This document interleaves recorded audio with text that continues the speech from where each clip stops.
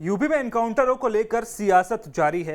एक तरफ जहां समाजवादी पार्टी लगातार योगी सरकार पर यूपी में हो रहे एनकाउंटरों को लेकर सवाल उठा रही है, तो वहीं अब बीजेपी के सहयोगी आरएलडी प्रमुख जयंत चौधरी ने भी एनकाउंटरों को लेकर एक बड़ा बयान दे दिया है।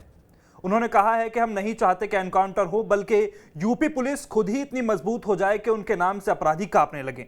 सब एनकाउंटर पे सवाल उठा रहे हैं यूपी सरकार के, आपका क्या कहना है? एनकाउंटर पे एक प्रक्रिया है, उसमें जांच होती है और जब तक कोई अपराध की जांच ना हो जाए, राजनीतिक लोगों को थोड़ा सहम की बात करनी चाहिए, बच के बात करनी। अच्छा, समाजवादी के कई नेता अभी फंसे हैं, मैं तो चाहता हूँ यूपी पुलिस इतनी मजबूत हो जाए कि गोली चलाने की जरूरत ना हो, यूपी इतना डर हो वर्दी का कि हमारे अपराधी तो धराशायी हो ही जाएं सारे, इनकाउंटर करने की जरूरत ही ना पड़े।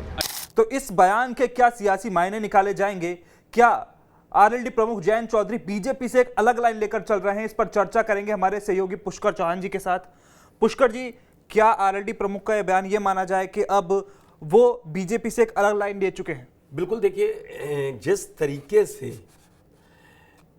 आपको याद होगा कि आरएलडी लंबे समय से समाजवादी पार्टी के साथ थी और 2024 से चुनाव से ठीक पहले फरवरी में वो पाला बदलते हैं और एनडीए में चले जाते हैं। उससे पहले वो एनडीए की कई नीतियों पर हमला करते रहे हैं।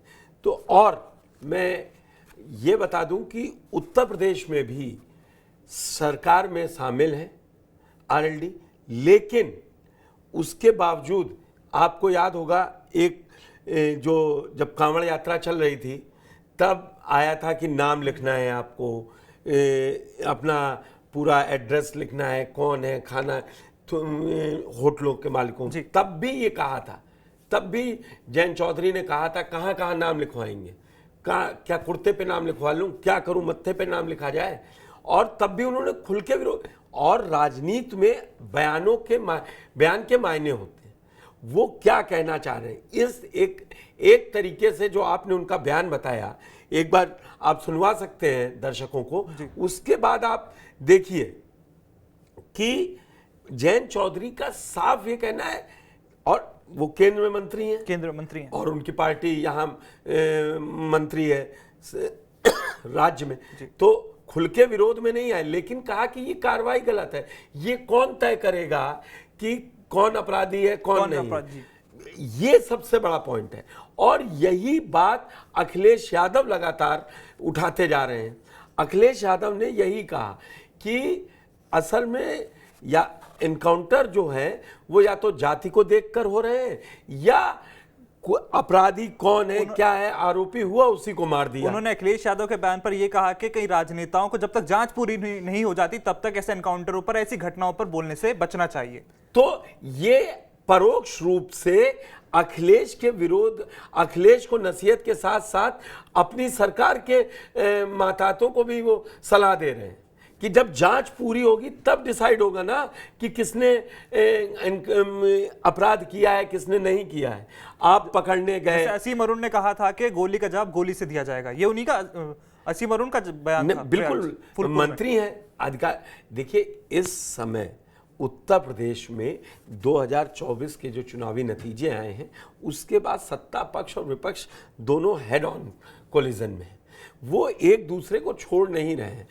इस समय आप लोग देख रहे हैं ना सोशल मीडिया पर, खुद मुख्यमंत्री और अखिलेश यादव के बीच में कैसा चल रहा है। मतलब किसी मुद्दे पे छूटता नहीं है और वहां पे एनकाउंटर ही पूरी सियासत में। ऐसे में एक सहयोगी जो केंद्र में भी मंत्री हैं और राज्य में भी हैं, वो ये सीख दे रहे हैं कि हमको बोलने के समय सोचना भी चाहिए और ये जब तक जांच पूरी ना हो जाए तो नहीं बोलना चाहिए। मतलब एनकाउंटर की तरीके पर वो भी एक तरीके से सवाल उठा रहे हैं और अब यहीं पे समाजवादी पार्टी अब उसको दूसरी तरीके से पेश करेगी, कहेगी वो। और मैंने आपको एग्जांपल दिया जी, जब चुनाव नतीजे खत्म हुए उसी के बाद ये कांवड़ यात्रा शुरू होती है सावन में, आपको पता है। उससे पहले ये आया कि नाम लगाना होगा, कौन फल बेच रहा है किस होटल में, और अभी भी हाल फिलहाल और कल फिर आया कि ये आपको लागू करना है। इस पर तो नहीं बोले जयंत चौधरी, लेकिन इस पर वो पहले ही कह चुके थे कितना नाम लिखवाओगे, लेकिन उन्होंने कहा था हाँ लोगों का अधिकार है, पता होना चाहिए। तो दोनों बातें करने में सियासत में आप डबल उसमें आ जाते वो एक हैं। सेफ साइड लेके चल रहे हैं, आगे आने वाले उपचुनाव को लेके एक सेफ साइड लेके चलने की कोशिश कर बिल्कुल, रहे हैं। मुझे लगता है हर सियासी दल की अपनी राजनीति है, और जो राष्ट्रीय लोकदल की राजनीति है वो उनके पिताजी अजीत सिंह हो या चौधरी चरण सिंह हो, उनके दादाजी, उनकी राजनीति जाट मुस्लिम भाईचारा एकता समिति के तहत वो चलाते थे। और दरअसल जैन चौधरी भी जानते हैं कि राजनीति में कोई परमानेंट न दोस्त है न दुश्मन है।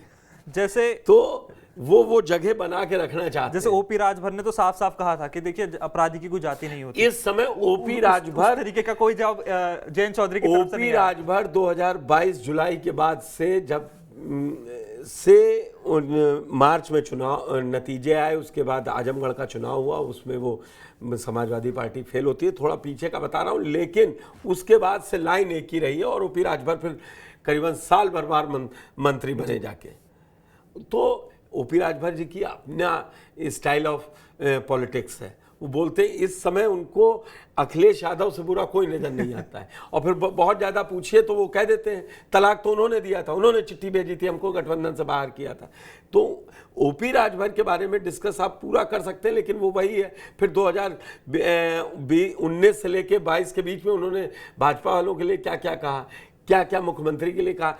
तो राजनीति में ओपी राजभर जैसा होना भी बड़ा मुश्किल काम हो जाता है फिलहाल। लेकिन जयंत चौधरी ने जो बयान दिया है उसके अलग अलग सियासी मायने भी निकाले जा रहे हैं। माना यह भी जा रहा है कि आने वाले उपचुनाव को लेकर भी जयंत चौधरी एक सेफ साइड लेने की कोशिश कर रहे हैं। फिलहाल हमारी नजर इस खबर पर बनी रहेगी। आप ऐसे ही तमाम अपडेट्स के लिए देखते रहिए TV9 उत्तर प्रदेश उत्तराखंड।